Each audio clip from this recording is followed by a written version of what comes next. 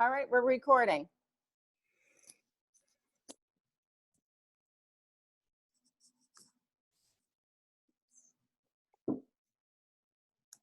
Good afternoon, everybody. Welcome to boosting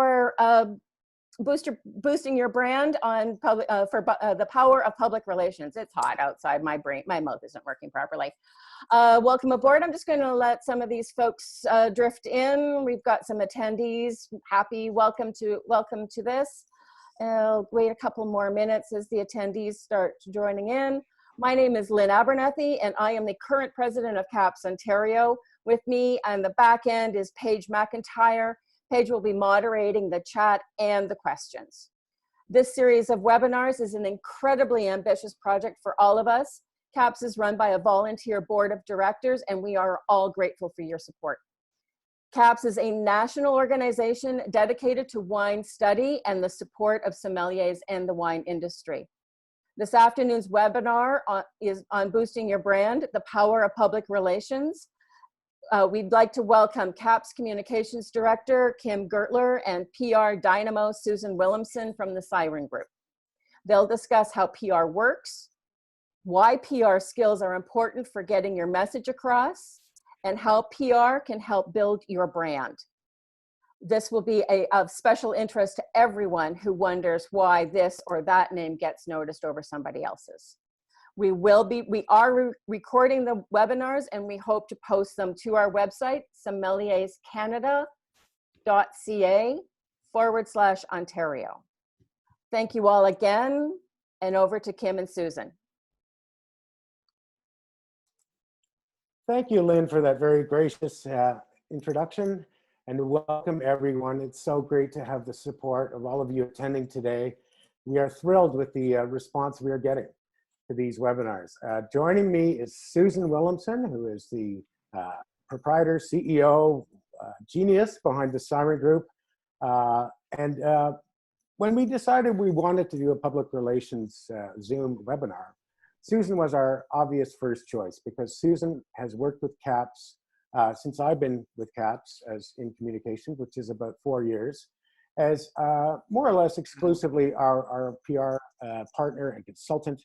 And the two of us have worked together to try to bring CAPS to a new place, to make it a brand that stands for integrity and make it a brand that unites the community, and also to get our story out there and the story of wine in Ontario and sommeliers and studying wine. And, you know, the healthy culture of wine and food get that message out to Ontario. And I think Susan's been instrumental in helping us do that. I'll let all of you judge. I think the fact that we're here today under the CAPS umbrella says something. So Susan is going to lead today's seminar on public relations, and we're going to talk about how you can get your story out there, basically, and we'll look at the different ways of doing that. And I'll be chipping in now and then, but over to you, Susan. Thanks for joining us. Thanks, Kim. Hi, everyone. I'm thrilled to be here. This has been an incredible series so far and a huge undertaking for everyone in, difficult circumstances. So kudos to CAPS Ontario and the team behind all of this.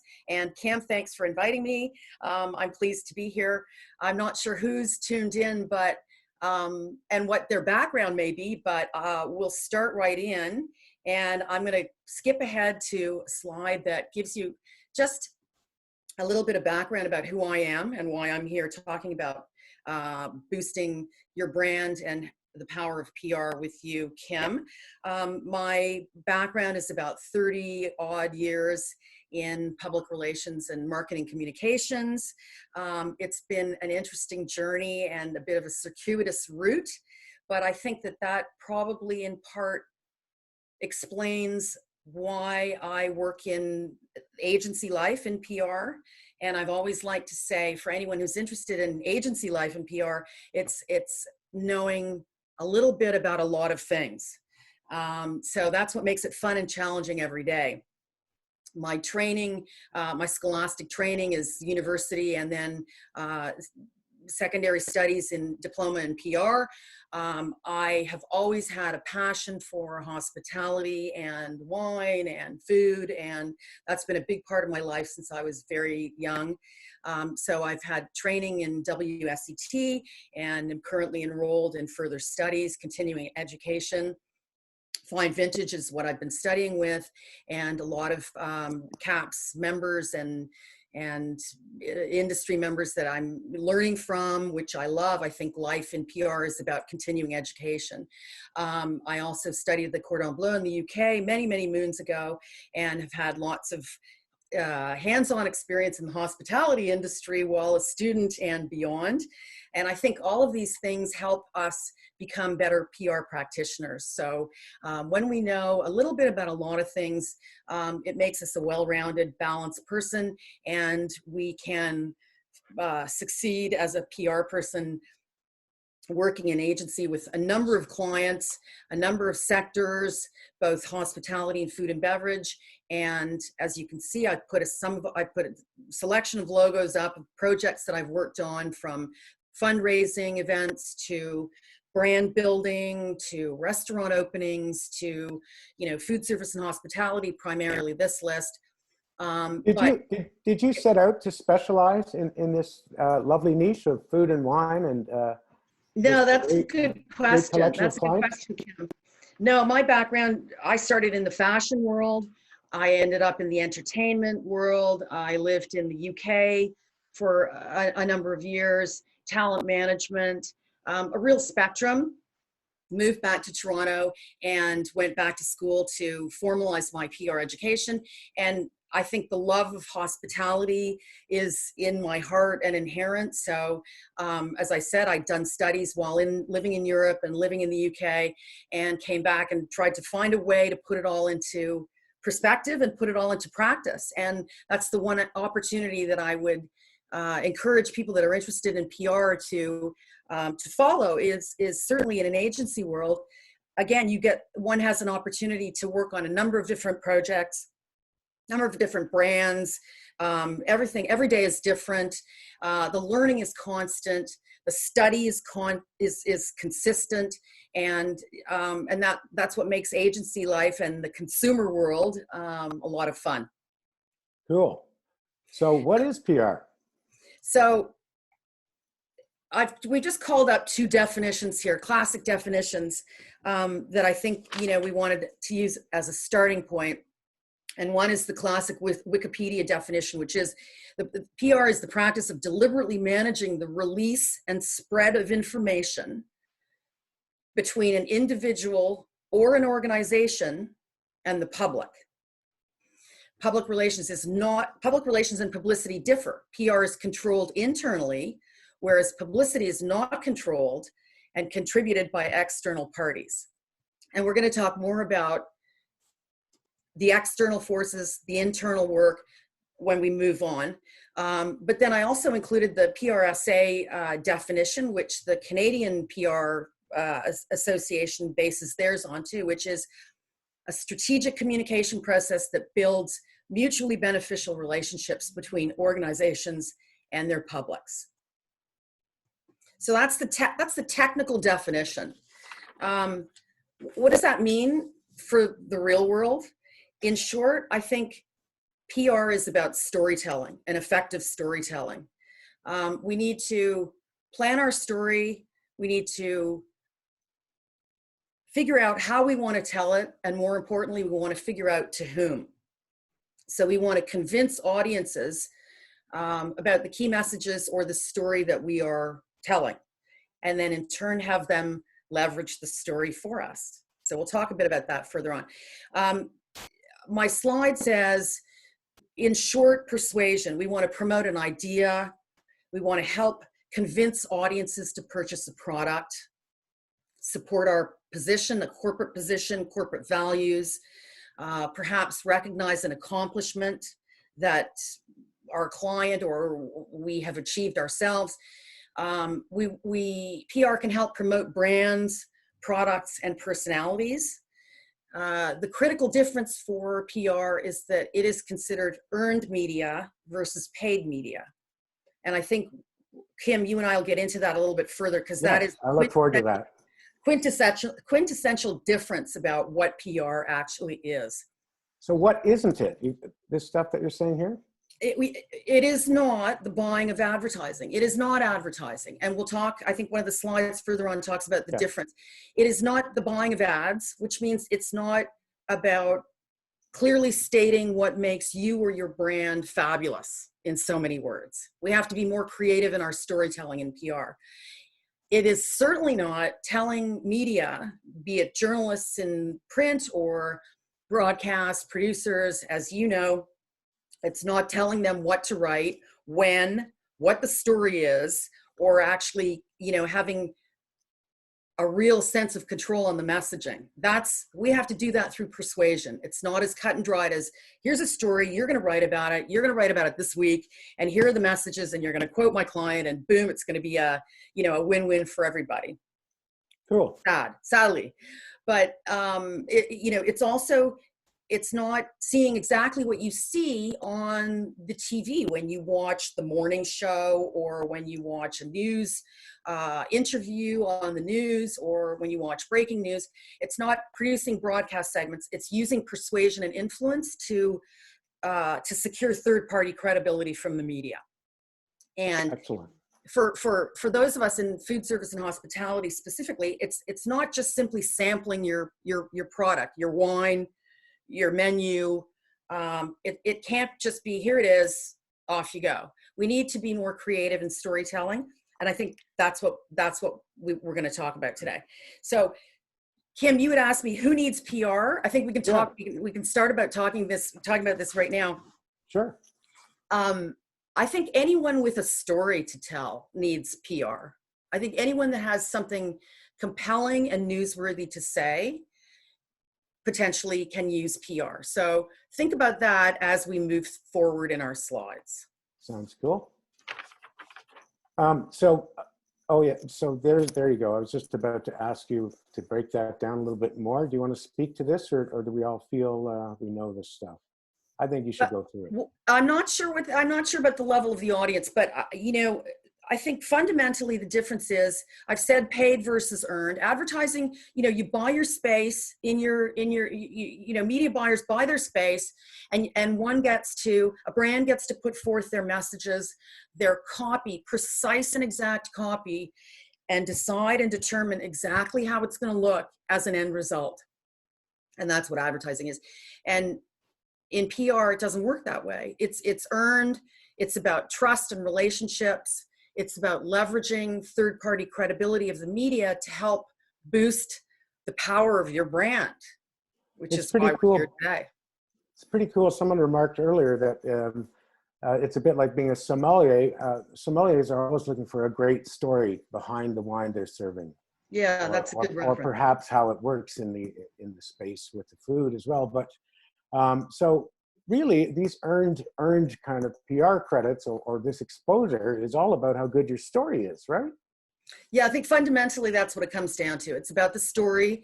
It's about a lot of things, and we've got a good slide that talks about what we need to look for. It's about authenticity. It's about credibility. It's about building relationships. But fundamentally, if one doesn't have a story, there are ways to create news, but it becomes more of a challenge for a brand. So if we can tick all the boxes, it helps. It definitively aids any PR person in selling the story to a media outlet that wants to know why this brand, why this restaurant, why this product, why this wine, etc. So that's important. Just to finish on this slide, language is very important. We'll talk about that a little bit more. I think we also want to talk about cost, because we didn't put a slide in about budget, I realized. But in terms of cost of PR versus advertising, there is no difference. I think PR can be achieved very cost effectively, whereas you want to buy something in a major national newspaper that reaches from BC to the East Coast, you're looking at a pretty big ad buy, Whereas with one story, potentially a good, credible, authentic, newsworthy story placed hypothetically with a newswire like Canada Newswire, your story can go, one story, one clever pitch, one story can go nationally from coast to coast and be picked up by all the subscribers. And that can be, 1/10 of your ad spend. So that's something to think about in terms of the marketing mix and how PR plays a role within the marketing mix. Cool. Okay. So how to boost oh, sorry, go ahead. I was going to say, we want to talk more, Kim, about the role of PR and what we do and how it can boost your brand or boost your product, boost your company, boost the restaurant that you work for or whoever it is. We have a number of points that are important to consider. And I think the first and most important point to consider is that PR creates engagement. And that speaks fundamentally to the difference, again, between advertising and PR, is that it's not a one-way thing. It's not you read it and it's over. You see it and it's over. You pick it up in a doctor's office and say, oh yeah, okay, and you throw it away. This is a relationship, and it's relationship building. So no matter who you are watching out there, no matter what you do or what industry you're in, or if you are looking to boost your brand through PR, you want to look at ways continually to build and enhance engagement with all of your audiences, with your end user, your customer, your client, the media, special interest groups, third parties, anyone that you're talking to. That's number one. Number two, you want to look at your audiences between internal and external. So you want to address both internal communications and external communications, what you're saying within your company, your organization. Make sure that the messaging is the same, it's credible and authentic to your external audiences as well. So fundamentally, there can't be a difference between what you're saying to yourselves internally and what you're communicating to the external audiences. It's got to be straight ahead and authentic. The biggest role I think that PR plays in the world is informing the public or publics of news. And we talked about that, what's newsworthy and what's not. We'll get into a little bit more about analysis of what's newsworthy. That's hugely important. That's what we do. We communicate news.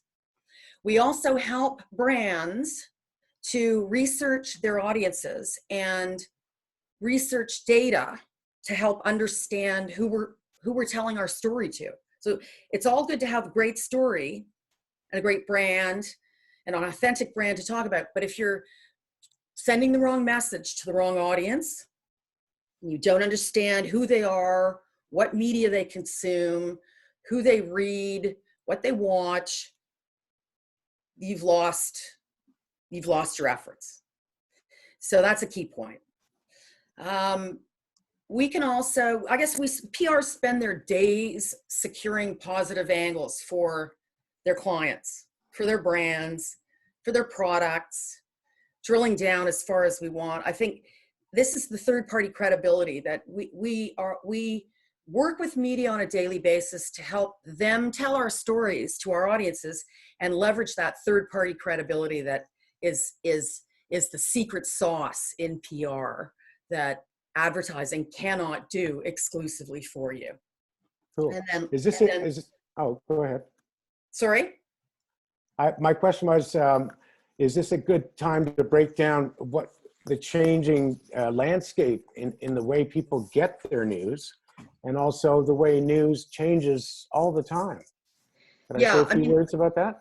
Yeah, that's absolutely crucial. And you as a media personality would understand that, and that's of key importance. I think before we leave this slide, key messaging, knowing your story, knowing your key messaging, and being able to effectively articulate your values to the right audience within the media or through the media is crucial. So on that note, how do we do it? Well, what do we do? As I said, relationships are key, and I think we always want to be demonstrating value. So for PR, I like to think that the relationships that I build or have built over my 30 years of experience with media are of value in that they respect what I do too and what I bring to the table. Meaning, for you as an audience, you know, building relationships with media are about, making sure then that you become a trusted source of information. You become a trusted source of storytelling. So it works both ways, proactively and reactively. And, again, we'll talk about that in a moment. But we can also shape an image for a brand, or you as a PR professional can help to shape an image for your company and your product, build a brand, spur demand. This is important. We're talking about product sales. We're talking about putting bums in seats in a restaurant, for example. This is very much what we do on a daily basis through public relations. Create memorable content, deepen and strategic relationships that we've already established and built over the years. And then last but not least, part of what we'll talk about with media is behind the scenes, the things that PR people do that never get seen, managing a brand, both the positive and the negatives, minimizing the negatives, sometimes mitigating issues, crisis and issues management. That's a whole other sphere of work that public relations can do, that may not be boosting your brand, but in effect, in the end, is a critical part of what we do every day. So, Kim, to your point, the changing landscape of media. Yay. I think this is important for all of us to know, because certainly, in the last 5 years, in the last 10 years, in the last 20, in the last 30, in the last 3 months of our COVID pandemic lockdown, this world has changed dramatically. And, and it's like this, it's like this. It's not even like this. It's like this. It's happening so fast. And those that are successful at public relations and storytelling are those that are able to, to use the COVID-19 word, pivot, but to pivot and change their messaging, craft their messages accordingly, continue or adapt to tell their brand story, and make sure that this changing landscape of media understands what it is one is saying. So, we have our tradition. Who would have thought we'd be doing news stories on face masks and rubber gloves half a year ago even? Well, exactly. That's spirit companies making hand sanitizer. Yeah. So we need to look at the media outlets represented on this slide, from traditional through to, the rise of influence, the rise of social media, the blogosphere, influencers, and we need to consider all of these factors when we're creating our messaging, telling our story, and figuring out the best ways to effectively tell our story. Are we creating sponsored content for print outlets that now no longer have any advertising revenue? Are we talking to influencers, some of whom are now pay to play? I'm only going to, drink your wine or frequent your restaurant or taste your menu if there's something in it for me as an influencer. The rise of social media. Who knew the world would change in a month in terms of Instagram Lives, IGTV, social postings?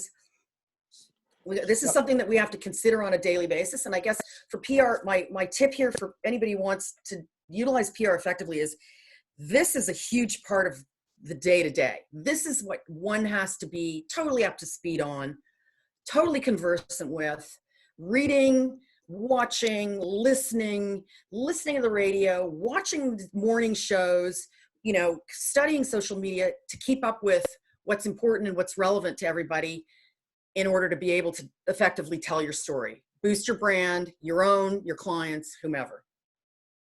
Cool. It's interesting because we used to, 10 years ago, 38% of Canadians still got their news from television. And I believe the study was done in 2019, 42% of Canadians got all of their news from the internet Yeah. and social media. But I mean, of course, there are news sites on social media, but the lines are blurring between this traditional media, our new media, but also between who's carrying the message and who's receiving it. Because to an extent, aren't all of us broadcasters now in a way? Yeah, I think you're right. I think you're right. I think you're absolutely right. I think that's why we're here today. That's why I'm here to talk to you today, because we're all boosting our brands. We all have to boost our brands. So when does someone, oh, sorry, go ahead. No, I was going to say, so there's a little bit of PR in everybody's life every day, no matter whether it's related to their work function or their personal life. You're right. This is it. This is the life we're living right now. So social media is obviously, I mean, based on a lot of the traditions of news and public relations. It's not the same, but it carries that tradition along. So for someone who's used to telling their stories every day on social media, when does a moment come, for example, when they go, this is a real story. This has got to go bigger. This is newsworthy. How do we know that? That's a good question, Kim. I think, our current slide, traditional media versus social media, I guess the perception, what we've said is the perception, many have the perception that social posting is the be all and end all, and it's as good as securing a quote in the media. And I think the reality is that's not the case. I think, again, it comes back to the third party credibility, that something as significant as the editor, the investment editor at the Globe and Mail mentioning your brand, or conversely, the magazine editor of the most relevant hospitality publication in Canada, mentioning your brand or your product or your launch or your activity or your most recent initiative. That credibility, that third-party media credibility from what we call traditional media, or what we know of as traditional, that can't compete with social media. I think that third-party credibility is the quintessential difference here. Social media, on the other hand, is something that can augment activity, that can augment traditional media coverage. Right? And that's what we see that's what we do. The first thing we do is when we get a story, let's share it. We want to share it. If we get coverage for somebody, for a product or our brand, our client, our company, we want to share it socially. And I think that's what we do. So it's an amplification. I have a quick question. It seems to me that the world of wine, and especially stories about wine, and the profile of wine and our culture in general has actually risen during these times. So that's got to be seen as an opportunity for some of our gang here to pivot, or if you will, reposition and take advantage of some new opportunities. Wholeheartedly agree, Kim. That's a really significant point for listeners, viewers. Now's the time. I think, everyone has something to say. We're going to try and get through this program to determine how relevant your news is and how best to say it. Go for it. So I'll move forward, but you're right. I mean, now's the time, and the world is looking for content, fresh stories, particularly good news stories right now. Yeah. So if one has a great good news story to tell, now's the time to be out there talking about your brand, your product, your value, your service, your offering. Cool. You talked about, why I'm here. Well, my work with CAPS and the fun that I've had with this association in the last couple of years, building the CAPS brand. This slide represents building the CAPS brand. And I think this slide speaks to the credibility of traditional media. So there's no social media on this slide. This is all hard-earned, good news stories that we have collectively put forth, Kim, with the CAPS team and the CAPS members to secure in traditional media coverage. And what's great about it is you see event coverage on one side. In trade publications, you see, Jose on the cover of Vine's magazine. I mean, you can't, Yep.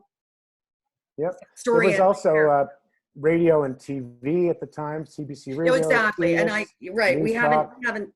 haven't included any of the broadcasts, but whether it's whatever the publication is, and there's some of them have been represented on the slide. It's just a smattering of coverage. But the point is, these are all leading media outlets that have recognized and agreed that CAPS has a newsworthy, valuable story to tell, and as do its members, as do CAPS initiatives. So we just have, we just continue creatively telling these stories, and this is the kind of traditional media coverage that we can see with its inherent third-party credibility.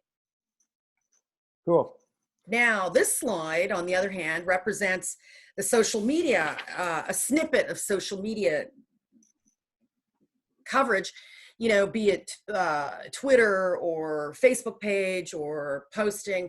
I don't know whether we've got some Instagram stuff here. Anyway, you'll see. Again, this is still hugely valuable to what we're doing. This is how we amplify and magnify our brand boosting and our PR efforts. Whether it's through media that retweet or repost their own stories or the stories we generate with them, or influencers. We've got some key industry profiles, some industry media here who are tweeting about brands and products and initiatives and what have you, events, thank yous, product reviews, the whole bit. So again, this is the difference. This is social aspecting here that we see.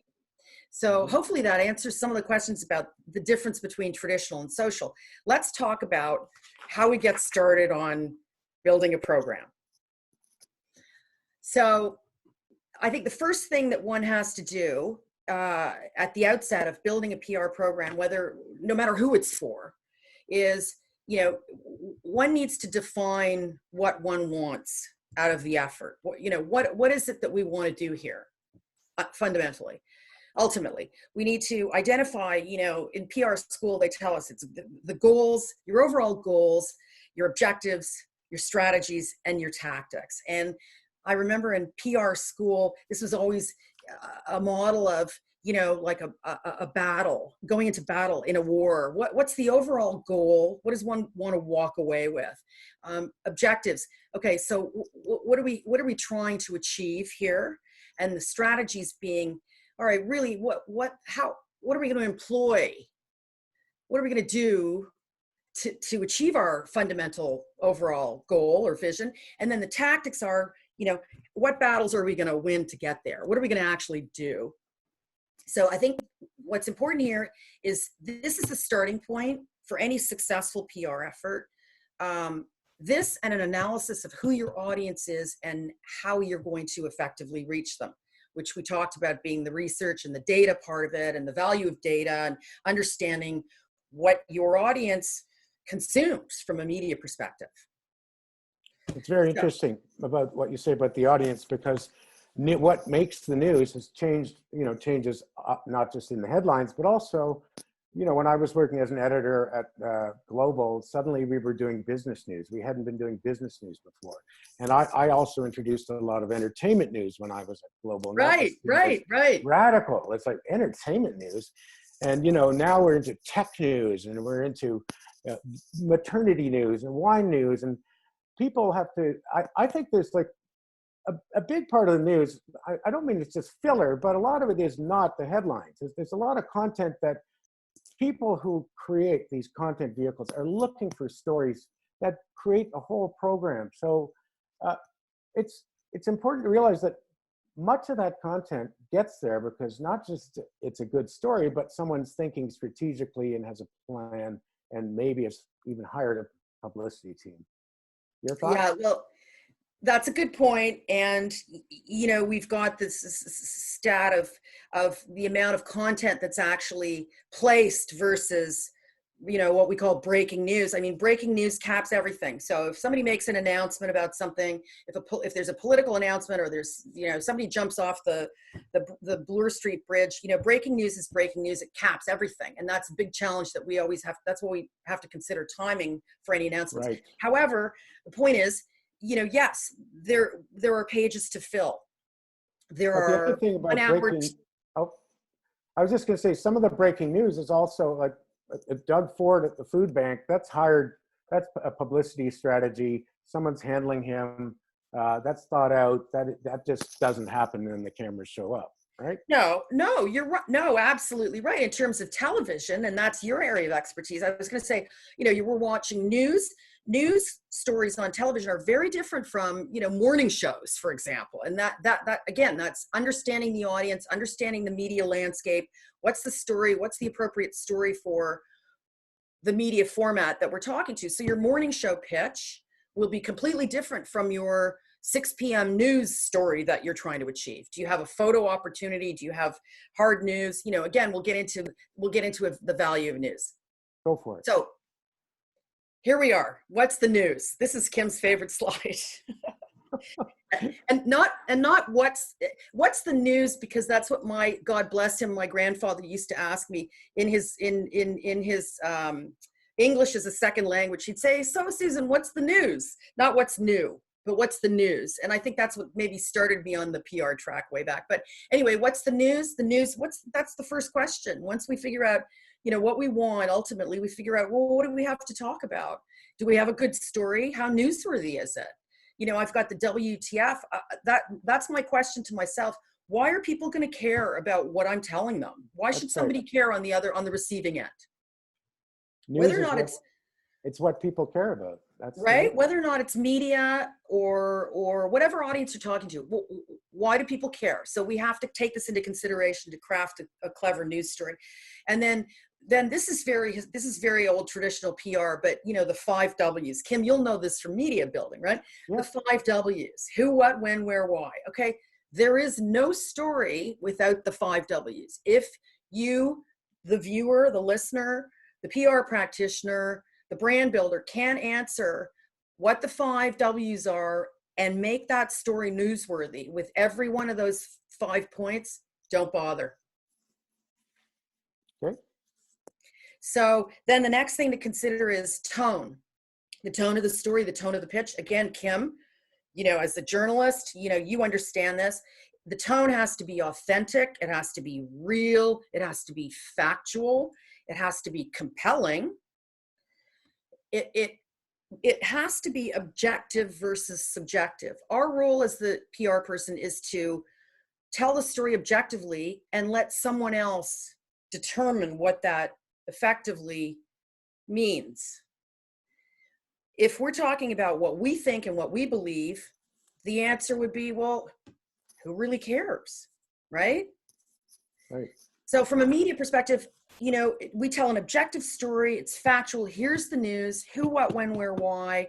We add in quotations from our clients or from our brand or from our corporation that can opine and be more subjective. And that's how we weave in the subjective storytelling part. But fundamentally, we're factual. So, and we're authentic. So don't come to me and ask for me to pitch a story or a product or a brand that isn't 100% legit. So you have an example there of yeah, I've got my lovely Southbrook purple glove photo there, which I think, it just tugs at my heartstrings. So, in all transparency, Southbrook has been an ongoing client for years. One of several that I've worked with in the wine industry, one of many. But I think Southbrook has always been a wonderful story for me because of its absolute authenticity as a brand. And, it's championed by Bill Redelmeyer and his son, who are out there knocking on doors with their purple gloves right now during this pandemic, hand delivering their offerings, their products, partnering with community like-minded partners to offer up other like-minded products and hand deliver them.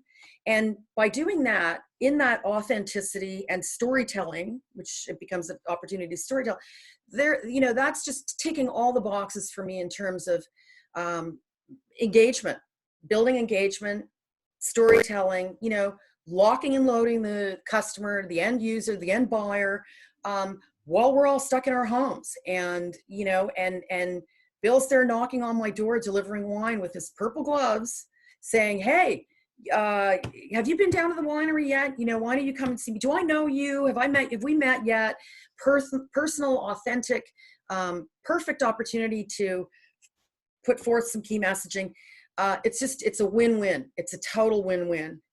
And so that's a fond story, fond brand, and close to my heart. And then I think the other example that's in that slide is just another way of, it's just a demonstration of how to evaluate the newsworthiness of a story. So again, Southbrook, years ago when Southbrook launched their Seriously Cool line of wines, which were unique in that they were targeting a different market, a different price point, a different product, but still, you know, within the overall umbrella of the Southbrook brand. You know, one of the attributes, and we're talking about what makes, the next point on my slide, what makes your product, your story unique, what are its attributes, highlight them in your storytelling. You know, Southbrook had these fantastic labels. There was a whole story behind the labels of this Seriously Cool wine line extension. And the labels for Seriously Cool became a newsworthy story themselves, or, you know, we identified that as a newsworthy story to go out and tell that story to the right media. And this clipping on the slide, which was that's just one page of a multi-page feature, you know, in Canadian Packaging magazine. So the point here is to look at ways to expand your storytelling, make sure it's credible and newsworthy, but look at what makes your story unique. What are your attributes? Tell them. If there's an issue that's happening in the world, okay, COVID is our issue. How are you the solution? How is your brand the solution to the problem? A great point, Susan, because there's so many other wineries out there doing the same thing. They're delivering wine, they're greeting the people, and somehow Southbrook has come in there and owned that story to an extent by keeping it alive. Today they sent a note out saying you can also get asparagus with your wine. I ordered. I did see, though, that there was a story on TVO focusing on Big Head and Pearl Morissette. But there again, TVO has not done anything on Canadian wine in years. So interesting to see some doors opening here. Yeah, exactly. Well, now's the time. And, you know, that becomes my job, right? It's my job now. It's the PR person's job now. Or it's you, the viewer, who wants to boost your brand, boost your internal PR, you know, provide added value to your employer during this COVID time, to figure out, take all of this, take away the messaging, and go and turn around and figure out how to make it work effectively for yourself. Provide value. That's the last point on the slide, right? So how do we do this? Context was also a big point of our discussion, Kim, as well. You know, we talked about, there's two things that one can do from a news value perspective, from a PR perspective. Taking into consideration the landscape. So you know what your story is. You've checked all the boxes. You know who you want to talk to. You know what kind of results you want to get, what your objectives and your strategies are, how you're going to do it. You have two ways of communicating news. You create news with your story. You go out proactively, what we call proactive pitching. That is whether you have a new product, you know, you're doing special events, you're launching something new in your restaurant or your hospitality business. You're pivoting with a different message. You're now communicating something that you're doing that you never did before. That's a great story. You've got new hires. You've got a new business plan. There's a merger, a corporate initiative. You've won an award for a product. You're doing an example of a philanthropic endeavor. You're donating meals to Food Banks Canada, like one of my clients has just done, or you're cooking 1,000 meals a week to donate to frontline workers at hospitals in the city, like another one of my clients has just done this week. Those are all things to be proactive with and go out and say, I've got a story to tell. It's important, so you listen up. The next aspect is thought leadership. This is something that sort of happens, you know, the PR person builds this as a tactic, as an ongoing tactic. This is ongoing commentary. This is saying, here's the expert that's going to tell my story. Or conversely, I'm the expert that's going to tell my story. And I'm talking to you, the viewer. So thought leadership means going out with your point of view to be proactive and offer up your commentary on what's happening news-wise in the world around you. And there are many ways to do that. You know, bylined articles, write a story and put your name to it, or ghost write a story and put your name to it. You write an op-ed piece in the daily newspaper that runs nationally. Fundamentally, what you want to do is, you know, engage and get attention. So that's the first context. The second aspect of this is you're following a story. You're following what's happening in the world around you. You're following this trend of COVID-19 right now. So how do we become a part of this story? What can we do? We're being reactive. We're following breaking news. We're following a trend.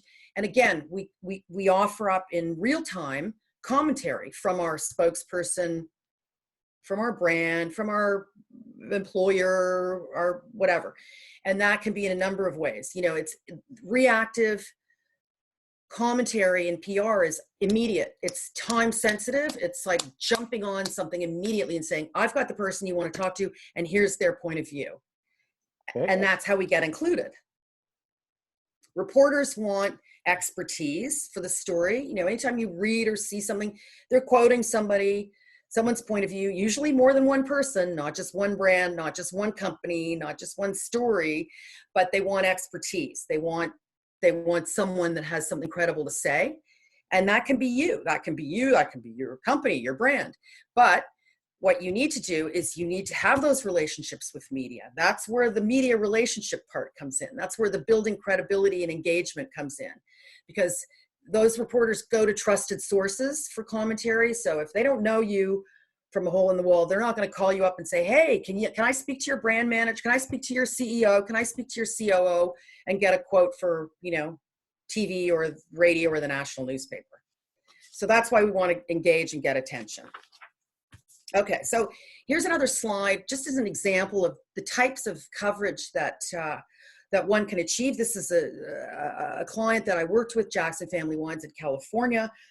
This is a selection of just random coverage that shows you the different ways that we can be involved, that a brand can be involved in a story. So, you know, from the top left to what we call an overview story, an industry story about the wildfires in California. Back then, and that's a perfect example of putting forth commentary from a spokesperson, from my client, my brand, the brand that I represent, the person I work for, whatever it is that's relevant to you in the audience, to say, I've got someone that can speak to that. Here you go. They're ready. Quote them. Here they are. Here's the phone number. Set up an interview. Boom, and off you go. Product reviews. Obviously, product reviews. We're in the wine industry or hospitality industry. We're sending out samples, but we can figure out creative ways to do that, and that results in product-specific reviews. You know, pivoting stories, delicious wines delivered to your doorstep. You know, with COVID and the new situation, that's a perfect example.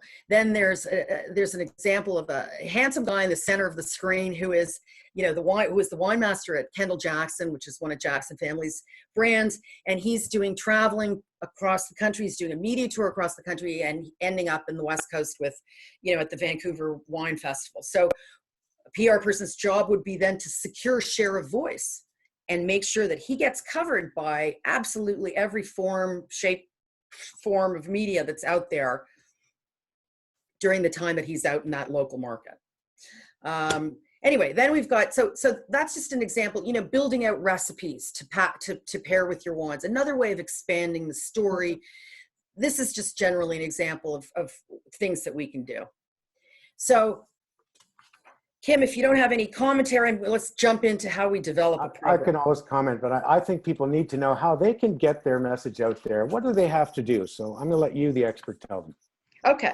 So in terms of developing the program, you know, we talked about the first start is to evaluate, do your research, do your analysis, you know, figure out your story and what it is and how newsworthy it is. And with all of those things in mind, how do you create a program to a PR program to go out and tell your story? And this slide just represents, you know, the four, it's very simplified, but four key pillars of what a program might consist of. And, you know, starting in the bottom left corner with strategic counsel, I mean, I think that's the most valuable role that one can play in PR. And that is, you know, developing key messages at the outset, media training a spokesperson, meaning coaching your spokesperson to work properly and effectively with media and the many ways to do that. Things like speech writing, content creation, you know, from budgeting to data and research and analysis, like we talked about, issues and crisis management, how to help when something goes wrong, how to put forth a story when there's a potential negative issue, or something's not going, your business isn't quite going the way you want it to go. Issues management, and then overall strategic counsel. That's fundamentally like the base of what we do. It's not like the base, it's the base. After the first counsel, can I ask, is the first thing you do start to craft a press release, or where do you go from there? Well, that's a good question too. I mean, I think that comes back to the analysis of news and newsworthiness, and what is your overall objective, and what audiences are you talking to?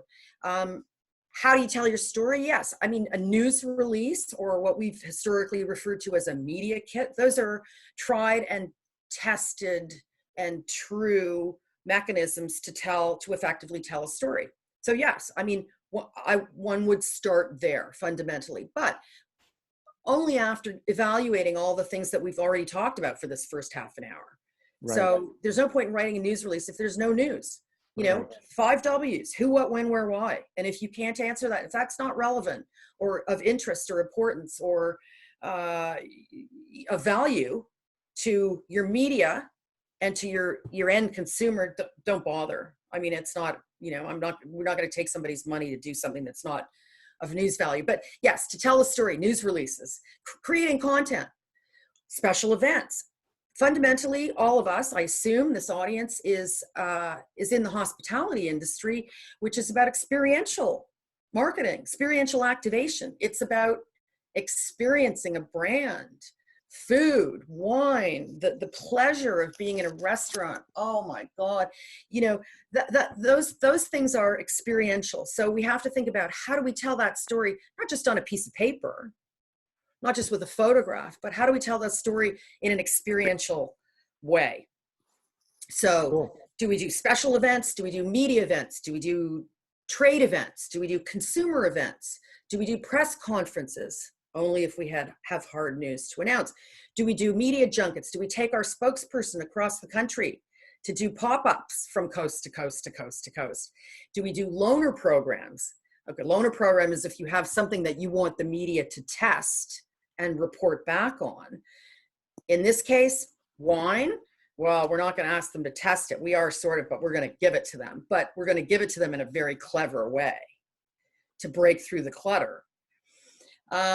Media relations is the other pillar on this slide. Again, that's the meat and potatoes. That's really, most people don't understand what that is. And I think that's the bucket term for what I do every day as a PR person. That's what I do every single day, 7 days a week. I'm doing media relations. I'm building relationships. I'm maintaining relationships. I'm researching new relationships. I'm figuring out who's doing what to whom and how and where, and how I can put that to use for my brand. I'm setting up interviews. I'm identifying them. I'm finding the right person for the right story for the right outlet. We're creating content. We're leveraging testimonials. We're product fulfillment. We're being proactive and reactive, as we talked about, and all with the thought of leveraging third-party credibility, which is the media part of media relations. And then last but not least, very simplified results reporting, the fundamental ROI. Why are we doing this? What does it mean to my brand? Am I going to sell product? Am I going to move cases of wine? Am I going to get bums and seats in my venue? We have to spend a lot of time doing that every day. Every day we're doing that. Yep. Stewardships, account reviews, measurement, qualitative, quantitative, all to justify ROI. So fundamentally, those are the pillars of a program. Susan, we do have a bunch of questions. So when you're ready, you let me know and I'll bring some of them forward. Can we move forward through the next couple of slides? We want to leave some time for questions. That's all I'm saying. Okay. So enhancing the story quickly, I'll just go through this. We've talked about a story. We've talked about newsworthiness. This is a really pretty slide about all of the things that we need to consider to make our story or our brand or our offering newsworthy. So everything from research, surveys, and statistics to make it a credible news story, through to sponsorship for the brand, through to local market activity to make what's relevant for BC, and what's relevant for Nova Scotia, relevant for Nova Scotia. Experiential activation. That's basically how we make sure that we enhance our story when we're developing. Okay, what is that really though? What is activation? Activation is this. Here's this slide of activation. The multiple examples. Activation can be as in some forms as hiring a credible, newsworthy chef who's just put out a new book to extol the virtues of your food ingredient brand at a very public event that is completely consumer driven, but also has a layer of potential media coverage in it as well, through to, actually having sampling of your wares, through to special events, and then the publicity inherent in hosting and creating interesting special events for your different audiences, through to, sampling your product and having media do third-party, credible reviews that one then uses and augments through the use of social media, for example, through to international fam trips, building engagement, special events, awards, sponsorship. I mean, that's fundamentally a snapshot of how we tell a bigger story in PR, leveraging third-party credibility, and fundamentally, in the case of hospitality, being experiential and getting people to experience our brand. Wow. You make it sound so simple. See this gray hair? No, just teasing. Okay. Your toolkit. This is important for viewers to think about as a takeaway, as a checklist for what is important to tell a good story. I mean, right, Kim? Fundamentally, we're telling a good story here. So, yeah, to the right audience and for the right reaction. That's right. So these are some of the things that we need to know, and it's incumbent on the PR professional to know this and have this already, in our arsenal of weapons before we go out.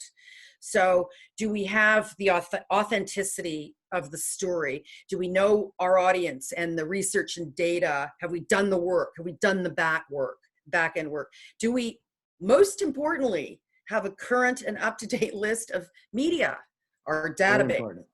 Who's doing what? Who's doing what to whom? Now, this changes daily, and I think this is obviously one of the biggest challenges ever for someone wanting to do PR, and this is probably why I would say, when in doubt, ask for help with a PR professional, because this is something that they have. This is something a PR professional will have, and it is expected to be current and up to date and in the know. These are the relationships that have been cultivated over years that you as a PR person or someone who wants to start PR may not quite have. Yeah. But it's a hugely important part of the puzzle. So this is where one can seek help if one needs. The same thing with editorial schedules. This is knowing how the media work, how the media landscape works, and who's doing what and when. What are their plans for the year, print publications, magazines, even digital, they all have schedules that they follow fundamentally. So how do we find a way to fit into those schedules in order to be, to get our share of voice? Do we have visuals? Do we have product visuals? Do we have concept visuals? Are we experiential? Can we tell the story that way? Do we have video? Do we have B-roll to help us, images, footage to help us tell a full story, which in the end helps the journalists do their work. You go to the journalist and say, here's the story packaged up. Here's everything you need all together, Kim. And Kim, you're going to look at me and go, Susan, you're brilliant. Yeah, I'm going to say that takes care of Wednesday's newscast, our feature item, because a lot of this stuff is planned, and you're a credible source of information of these people. Whereas perhaps if someone out of the blue were to try and pitch a news story, they wouldn't even get their call returned. Well, as long as one has these pieces of the puzzle, do you have the background information to tell the bigger story to the journalists? Can't just be about your new wine. Can't just be about your new menu. Can't just be about, a new initiative. You got to be able to put it into context again, tell the story, provide them with all the background materials, do all the work for the journalist. Yeah. Can we get to a couple questions quickly, or not yet? Sure. Okay, so we have a couple of questions about the difference between branding and PR. So we'll take them in order. So our sommelier colleague Jen Wood, hi Jen, is asking, hi Susan and Kim, as an individual, how do you begin to figure out what your brand should be? As someone just starting out, I find this confusing. That's a good question. I think I would take that back to the slide that we talked about. The first question to ask yourself is, what are you trying to achieve here? What is one trying to achieve? What do you want to do? What do you want to be? How do you want to be perceived? What's your thing? Who do you want to talk to? And how are you going to talk to them? What is your brand? Effectively, what is your brand? I mean, that's not something that I can answer, other than maybe provide counsel to say, dig deep. What are your key messages? What's your vision? What are your goals for your communications goals? Who do you want to be, and how and why and where and when are you going to do that? Does that answer that question? I think that's a good beginning. I think the key message is really key, and also what makes you different. And you may take it for granted, but it might be the thing that everyone loves about you, and that really does make your brand unique. Second brand question is from Renee Svarazza. Hello, Renee. She has a few questions, but the one on the topic of branding isn't branding different than PR? PR is the system of how that brand is expressed, or is PR the system of how that brand is expressed? What is the difference? What are your thoughts on that? I think in this day and age, it's very difficult to isolate any one tactic or any one part of the marketing mix. I mean, that's what, when we get to results analysis, I think that's the other, it all has to be cohesive, and it all has to work hand in hand to be effective. I think, a brand, in this case, we're saying you, the viewer, you are your brand. You work for a brand. Your brand has its story and its messages. And PR is a function of the marketing mix that can help you to communicate your brand values. But to step back, those brand, I mean, PR can help articulate brand values, but until a brand has its own values, that's the first step. Okay.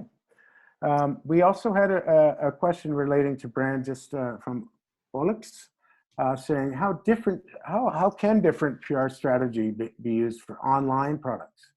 Is that different for selling online? Another good question. Yeah, I mean, I think everything has to be taken into consideration about how you're targeting your audience. So if you know, for online sales, you're still telling a story. One is still telling a story about the fact that one's doing online sales, whether it's a fashion story or you're selling wine online or whatever, you know, whatever the product may be, or the service or the function, you still have a story to tell. The fact that this is online sales is part of the story that you're telling. You need to figure out who you want to talk to tell that story. And that's what PR can do for you. So that's one fact within the story, I think. Cool. You know, certainly I've said to clients, and we encourage everyone to share information. So as you talked about sharing socially, any kind of credibility that one secures through media coverage, one can then post on their website, post online for their customers or clients, or, you know, for viewers to see, which helps build your brand and build credibility. You know, I think fundamentally you're telling a story, whatever it is you do, however one does it, you're telling a story, one's telling a story. So PR can help you tell your story in whatever way you are conducting your business. Excellent. I'm going to keep the questions coming. From Terry McKnight Dearborn, how does current PR strategy mitigate the growing mistrust among some for the mainstream media? Well, I couldn't hear the last part of your question. Oh, how does PR strategy mitigate or compensate for or adapt to a sense of growing distrust among some for mainstream media? Growing distrust for mainstream media. Mistrust. Right? Mistrust for mainstream media. Well, I mean, yeah, that's another good question. I guess I'd have to ask whether, when she says growing distrust for mainstream versus non-traditional media, I mean, does that imply then that there's no mistrust with social media or non-mainstream media, or just, you know, we're talking about fake news here, you know? Yeah, I think so. I think authenticity, as you said, is more important than ever in this environment. I mean, we are also responsible for knowing ourselves now. Is that real news? Is that PR? Did someone pay for that? So I think we can clearly see, I think audiences can clearly see when something has been paid for. If it's sponsored content or an advertorial, or it's been paid for, I think that's very evident. And if one is, you know, following the news on a regular basis, I think that becomes evident. I think, you know, with when we get into the world of political activity and journalism and reporting, you know, that's something that's a whole other can of worms that we don't have time to talk about today, but I'm happy to have that conversation later. I think, you know, you're right. An authentic, credible news story comes across as an authentic, credible news story. And the focus of our 1 hour today, which is probably up now, is building your brand. You know, how to build your brand, how to take the key nuggets of PR from someone that practices PR and has for many years, and maybe adapt it for oneself in whatever way the viewer is living today. So, you know, mistrust of media. I mean, we live our lives, you know, watching and reading with a grain of salt, but do your duty, and be credible and be authentic, and never get busted for not being that way. And as a PR professional, I mean, I'm adamant. I would never. I'm not touching anything with a 10-foot pole if it's not real and authentic. And I'm not. Nobody wants to get involved in any dirty, slimy tricks or any fake news or anything like that. So, you know, maintain your credibility and your authenticity, and the world is your oyster. Our last question goes to Heather Anthony, and that is, how do you see PR changing once this pandemic is over? Oh, if I had a crystal ball, I know I spend every day and every night thinking about that. I don't know. You know, that's a great question, and I don't have an answer for you, to be honest. I think you know, every day we're changing. Everything changes every day. As I said, the media landscape changes every day. The way in which we tell stories is changing every day. The rise of Instagram and live stories, the rise of Zoom, the rise of seminars, the rise of door-to-door direct delivery, of online retail, the collapse of retail as we know it, everything. I mean, the world has changed. I don't know. I don't know what the answer is. I think be flexible, continue to learn, continue to take this opportunity we should all be, continuing education. I'm all for it. And I think we need to be flexible and adaptable. I think we have to we stick to our brand values, those that we work with, and I think we need to figure out and be really creative and flexible in terms of how we're going to tell our stories, how they're going to be heard, how we need to reach our target audiences, and my role as a PR is to reach them through the world of media as we know it. So be flexible. Let's hope that we might see more authenticity and changing values, perhaps, that reflect a learning experience from all of this. And I think all of us can agree that everything is migrating into the digital space. And I think we can all agree that, as you said, education is key. So attend our webinars as you have been, and continue to share your knowledge. And I think journalists will continue to get their messages from publicists, whether they're told across Zoom, in a newspaper, social media, the side of a bus, so many different ways that we share our messages. Do you have any closing thoughts, Susan? Well, there are ways in which one can measure success. We didn't talk about that. Go for it. It's crucial, and no matter whether one is a PR practitioner, sole practitioner, agency, or doing PR for one's own brand, why are we doing this? When do we do it? How do we measure it? So those are the things to consider. We talked briefly about qualitative and quantitative measurement, why it's important, all of the things to consider when we're going out to tell our story. And this will change too in how the world recovers after this terrible thing we're living. But I think what's important is to take this into consideration, and and then fundamentally, in terms of success and tips that one might want to take away quickly, go for it. Don't view media as a roadblock in whatever format, whether they're traditional or whether it's social, whatever. Embrace it, learn, stay up to speed, do your homework. If somebody calls you for a story and you have a story, or if somebody calls you for a story and you don't have a story, respect them, respect their deadlines, respect the timing, build the relationships. That PR is never it's not necessarily as formulaic. It's not necessarily as, you can't guarantee the end result like one would in traditional advertising historically. It's about creative storytelling and authenticity. And, and if you're interested in any of this, if any of the viewers are interested or have any other questions or need help in understanding, or want to know, why one needs PR and when one can use one, that's what we're here for. Kim and I are here to answer any further questions down the road. And, again, that's the commercial at the end about all of the great things that public relations can achieve for a brand, or, a company, or a product, or an individual. So, there is a future. This isn't going away. This is never going to go away. So we're glad you're still with us, and I'd like to thank the audience for staying with us. I know Lynn is going to say a few words in a minute, but I do want to encourage the many bright people who are out there, and I know many of you, with your stories, and there's some good things you're doing, to think about how you might want to bring that to wider attention than just your social media circle, because good stories deserve to be heard and shared, and you all deserve success. And like Susan, I'm absolutely here for you if you want to send me a note about anything.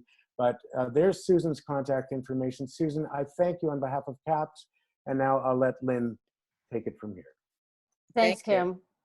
And thank you both. I mean, that was amazing. That was public relations learning from the best at the best time. This was just wonderful. Thank you again so much. Again, I'm hoping that we'll be able to post these as a recording to our website, sommelierscanada.ca/Ontario. And coming up tomorrow at 11 a.m. Yes, the hits keep on coming. We're excited that Renee Sferrazza, who's our CAPS hospitality director and Insta influencer, is going to talk about online presence. And you can go to Eventbrite at skills to pay the bills, capsontario.eventbrite.ca to register if you haven't already. It's going to be fabulous. So thank you all again. Once I hit the end button, we are gone. And I just am so grateful to Paige and to Susan and to Kim. And we will see you all tomorrow morning at 11 o'clock with Online Presence 101, which kind of transitions from one into the next. So this is perfect. All right. Thanks and have a great evening, everybody.